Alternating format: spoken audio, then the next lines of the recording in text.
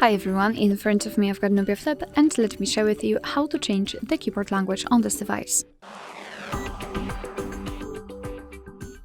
So let's start with opening the app which will provide you with the keyboard. So for example, messages, notes, browser, the settings, whatever, just have the keyboard on the screen, and then all we have to do is to tap on this edit, or maybe not edit, but settings icon in the upper panel. So let's tap on it and here enter languages.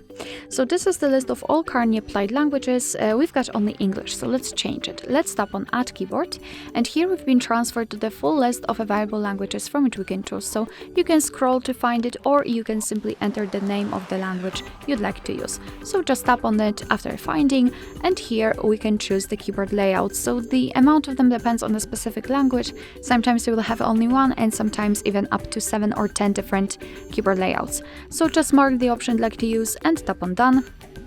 Tap on done.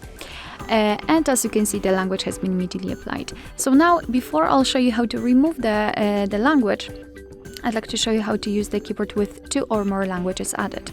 So fortunately, in this version, keyboard version, we've got the hint, which will show us what we have to do. So basically, the most important thing is the globe icon, which will allow you to change through the layout. So what is more, the spacebar, it's not empty anymore.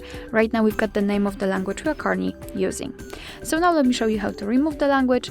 Enter the settings again, tap on the languages, and here in this list, we have to tap on the edit icon in the right upper corner, mark the language you want to remove, and tap on the trash bin icon. And as you can see, we've got only one language applied. Alright, so that will be all. Thank you so much for watching. I hope that this video was helpful, and if it was, please hit the subscribe button and leave the thumbs up.